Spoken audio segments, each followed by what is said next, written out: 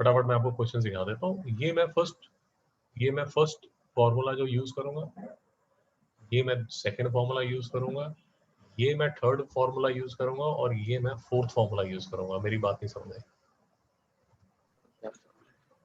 तो अगर आप मुझे बोलेंगे कि ये इलेक्ट्रॉन है, ये इलेक्ट्रॉन इतनी वेलोसिटी पे, ये इलेक्ट्रॉन है, ये इतनी वेलोसिटी पे भाग रहा है, तो मैं बोलूंगा कि इसके अंदर जो एनर्जी है वो एनर्जी है ½ mv²। नहीं समझ में आया?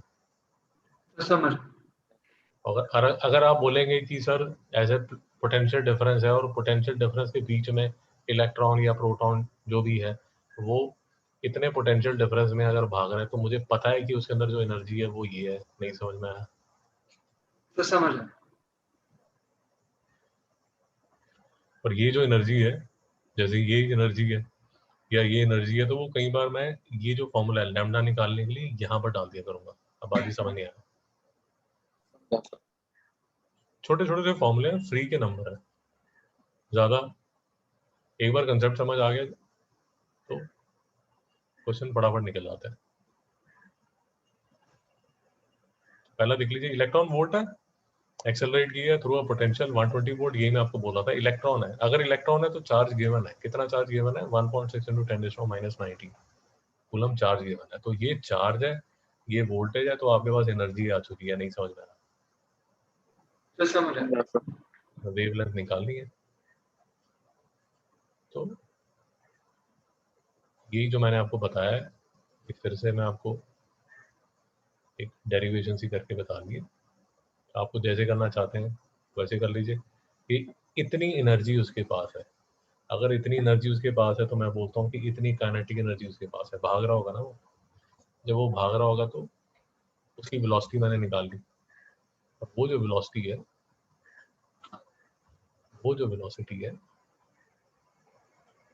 वो वेलोसिटी मैंने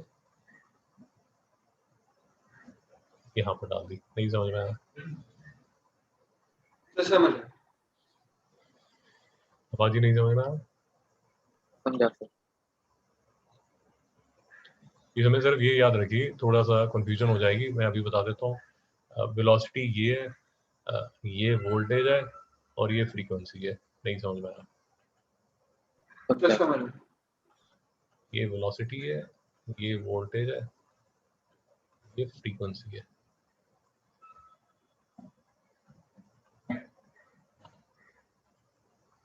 फ्री के नंबर है, छोटा सा टॉपिक है।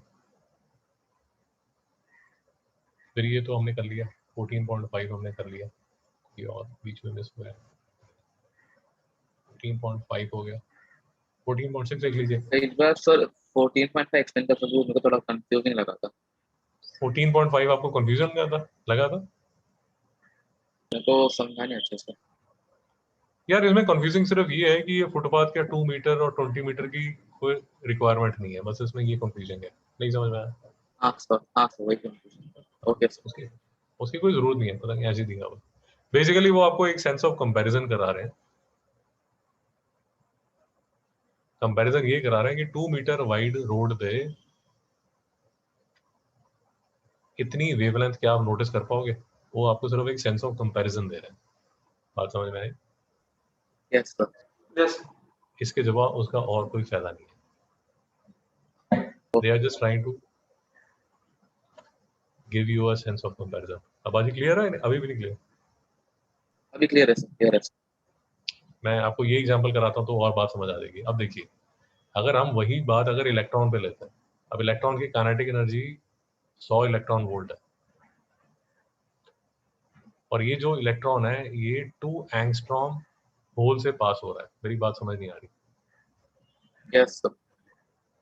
अब आपको समझ आएगा कि उसने 2 मीटर रोड क्यों डी थी। अब ये जो होल है वो 2 एंगस्ट्रॉम है, और ये पूरा तामझाम करके अगर आप इसकी वेवलेंथ निकालते हो ना, इलेक्ट्रॉन की वेवलेंथ निकालते हो, डी ब्रॉगली वेवलेंथ निकालते हो, तो डी ब्रॉगली वेवलेंथ आती है 1.23 एंगस्ट्रॉम। नहीं समझ में आ रहा? तो समझ। समझा सर। अब देखिए सेंस ऑफ कंपैरिजन कर लीजिए कि अब जब इसकी अगर वेवलेंथ हम माने 1.23 एंगस्ट्रॉम, वो आपको बेसिकली एक सेंस ऑफ कंपैरिजन कराना चाहता है।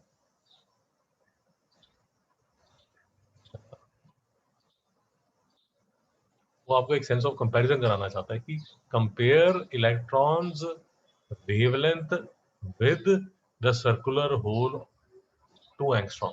मेरी बात समझ आ रही है नहीं आ रही? तो समझ रहा। अब आधी बात समझ आ रही है नहीं आ रही? मतलब ये वेवलेंथ और ये जो किरल हो रहा है उस पे उसका कंपैरिजन करना है कि like if will the wave pass through it और नॉट। आपका जो बॉय था वो क्रॉस कर रहा था 2 मीटर रोड,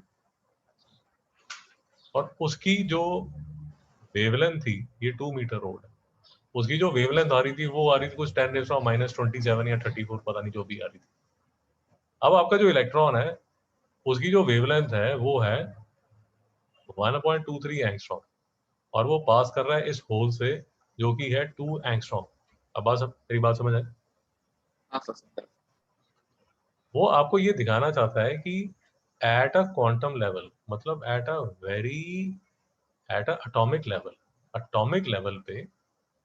एटॉमिक लेवल पे इलेक्ट्रॉन की wavelength is comparable to atomic sizes, but macro world में, कॉमन जो हमारी कॉमन लाइफ है उसमें जो ये वेवलेंथ है किसकी, चिराग की, वो आप लेंथ ऑफ रोड से कंपेयर करेंगे तो आप इग्नोर कर सकते हैं। अभी भी समझ नहीं आ रहा? समझा sir. Eight a atomic level electron की वेवलेंथ को आप इग्नोर नहीं कर सकते, क्योंकि जो डिस्टेंसेस हैं एटॉमिक लेवल पे वो इतने छोटे छोटे हैं। मेरी बात नहीं समझ आ रही? सर समझ नहीं आ रहा? समझा सर। समझ रहा। आपको स्क्रीन दिख रही है? रेडियस ऑफ एटम दिख रहा है आपको? यस चिराग जी दिख रहा है? यस आबादी देखिए, ये है मैग्नीशियम। मैग्नीशियम का जो एटॉमिक रेडियस है 1.45 एंगस्ट्रॉम। ये है फ्लोरीन का एटॉमिक रेडियस है 0.42 एंगस्ट्रॉम। तो ये हो गया 0.84 एंगस्ट्रॉम इसका रेडियस डायमीटर। नई बात समझ आए? तो समझ रहा। ये है 0.84 एंगस्ट्रॉम,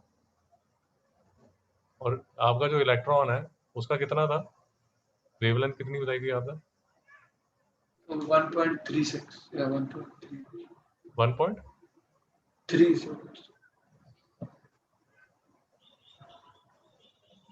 टेक्स्ट बुक पे होगा ना?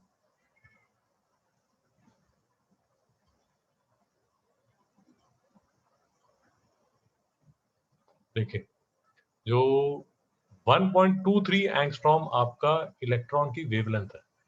अभी भी समझ नहीं आ रहा? तो समझ रहा।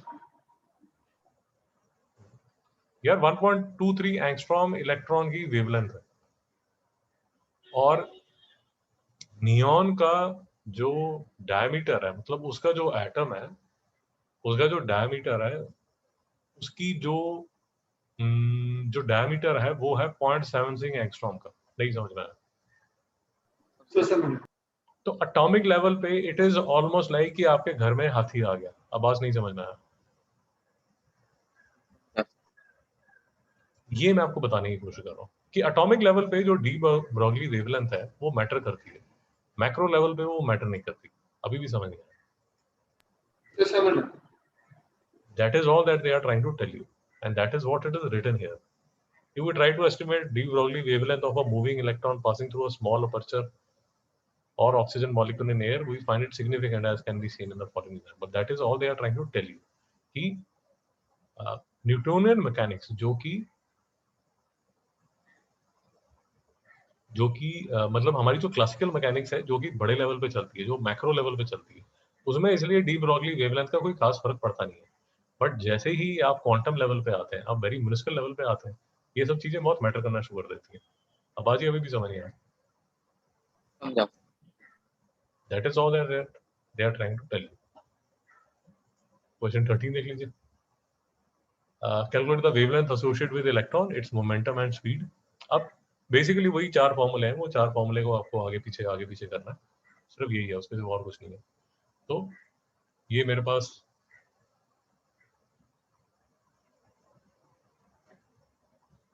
ये देखिए, जब वो बोलेगा ना कि accelerated through a potential, basically आपने इसको एनर्जी दे दी। मेरी बातें समझ आई? तो समझ गया। इलेक्ट्रॉन को एनर्जी दे दी, तो इसको एनर्जी कितनी मिल गई? Yes. 10⁻⁹ इंटू वोल्ट आपने डाल दिया 54 वोल्ट, 54. इतने जूल इसको एनर्जी मिल गई। नहीं समझ में आया? Yes. तो अब इस समझ एनर्जी को ले लीजिए, इस एनर्जी को ले लीजिए, मोमेंटम और स्पीड आपके पास फॉर्मूले हैं वो छोटे छोटे, उससे निकाल लीजिए। अभी भी समझ नहीं आया? Yes. नहीं समझ आया तो ये देख लीजिए, ये E इक्वल टू क्यू भी आपके पास है यार। तो मैंने लैम्डा इज इक्वल टू ये V की वैल्यू ये निकाल ली, फिर V को ये फिर से डिराइव करके एक बार आपको बताया होगा। ये E इक्वल टू क्यू भी है, और ये जो एनर्जी है, मैं ये एनर्जी उसकी काइनेटिक एनर्जी के इक्वल होगी, तो वेलोसिटी निकल गई इसकी ये, और वेलोसिटी आपने डाल दी मोमेंटम वाली में, तो एक फॉर्मूला बन गया ये हमने ऊपर भी डिराइव किया हुआ है, फिर से आपको सिर्फ डिराइव करके एक बार बताया कंफर्ट देने के लिए। तो यहाँ से आप निकालेंगे तो आपको लैम्डा आ जाएगा कितना, ताम झाम करेंगे ये आपको लैम्डा आ जाएगा। But the velocity. ये तो वेलोसिटी आएगी, हम सॉरी, ये वेलोसिटी आ जाएगी। वेलोसिटी का फॉर्मूला आपने कहाँ से निकाला? ये देखिए, ये जो आपने डाला था यहाँ पर Q, ये V पोटेंशियल है, मास ऑफ इलेक्ट्रॉन 9.1 इंटू 10⁻⁻31। चिराजी याद है? नहीं याद? नहीं याद। अगर नहीं याद तो चिंता मत कीजिए, वो उसमें पेपर में दिया होता है। तो ये मास ऑफ इलेक्ट्रॉन है, क्योंकि आप इलेक्ट्रॉन को स्टडी कर रहे हैं। अगर प्रोटॉन की बात हो रही है तो प्रोटॉन का डालना पड़ेगा। अब बाजी समझ नहीं आया? तो मोमेंटम निकाल लिया आपने, lambda is equal to h/p करके आपने जो वेवलेंथ है 0.167 नैनोमीटर, उसकी वेवलेंथ निकाल दी। सर कोई डाउट है Chirag ji? No sir. B part आपको खुद करना है, बी पार्ट मैंने नहीं किया। 14th क्वेश्चन देख लीजिए। 14th क्वेश्चन में आपको बोला जा रहा है Broglie wavelength associated with the electron and proton of are same, what is the ratio of their momenta and their kinetic energy? So basically आपको P1 P2 का कंपैरिजन करना है, और क्या नाम है इसका, E1 by E2 का कंपैरिजन करना है, where E1 and E2 are the kinetic energy। Sir समझ नहीं आ रहा बिल्कुल? सर समझ आया। मैं बार बार कह रहा हूँ, वही फॉर्मूले सिर्फ रिपीट हो रहे हैं, वो जो 4 छोटे छोटे फॉर्मूले हमने पहले डिराइव किए। तो लैम्डा का फॉर्मूला मेरे पास है h/p, तो P जो है वो h/λ है। तो P1 by P2 अगर मैं करता हूं तो ये मेरा कैंसिल हो जाता है, तो P1 by P2 λ2/λ1 आ जाता है। चिराग जी समझ नहीं आया? सर समझ आया। अब क्योंकि इस क्वेश्चन में λ1 और λ2 सेम दिया हुआ है, इसलिए जो P1 है वो P2 के इक्वल है, तो अगर आप रेशो निकालोगे तो रेशो आएगी आपकी 1। नहीं समझ में आया? सर समझ आया। तो इसलिए जो मोमेंटा की जो आंसर है वो है 1। याद है? क्लियर है? Yes sir. ओके, अब आपको निकालना है काइनेटिक एनर्जीज का। तो उसके लिए हमारे पास फॉर्मूला है,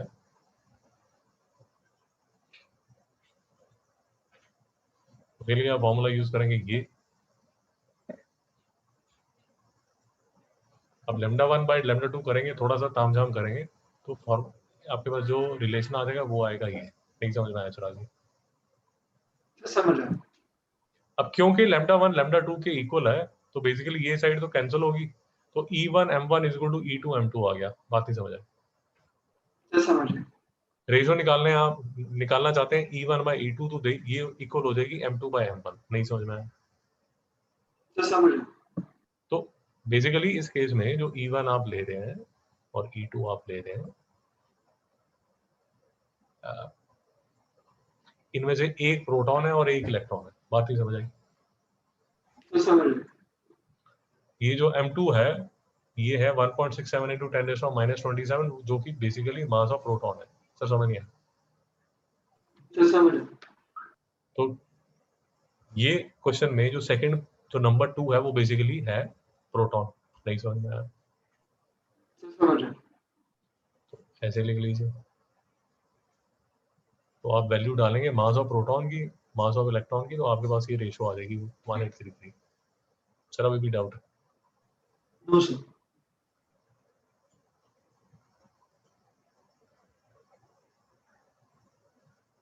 हाँ, ये पेज 331 पे आपकी टेक्स्ट बुक में पेज 331 में मासेस लिखे हुए हैं, वहां से आपको मासेस मिल जाएंगे। उसके बाद क्वेश्चन 16 देख लीजिए। 15 नहीं किया हुआ, अगर आपको डाउट होगा तो मैं कर दूंगा। 16 क्वेश्चन देख लीजिए। What is the speed of proton having de Broglie wavelength of 0.08 angstrom? तो वही बकवास फिर से, आपके पास वेलोसिटी है। अच्छा, वेलोसिटी आपको निकालनी है, वेवलेंथ है। मास आपके पास है क्योंकि प्रोटॉन की बात हो रही है। चिराग जी समझ नहीं आ रहा? सर समझ गया। तो lambda is equal to h by P है, p mp बाई v है। mp क्या है? Mass of proton. तो velocity is equal to h by lambda by mp। mp क्या है? Mass of proton. Mass of proton आपने यहाँ डाला, h की वैल्यू डाली, लैम्डा आपको दिया हुआ है 8 into 10⁻⁻12। नहीं समझ में आया बिल्कुल? सर समझ गया। एंगस्ट्रॉम 10⁻10 होता है, तो ये 8 into 10⁻12 हो गया। सॉल्व किया, थोड़ा सा डांस किया, ये आंसर आ गया 4.962 10⁻4 मीटर पर सेकेंड। सर समझ नहीं आया? सर समझ गया।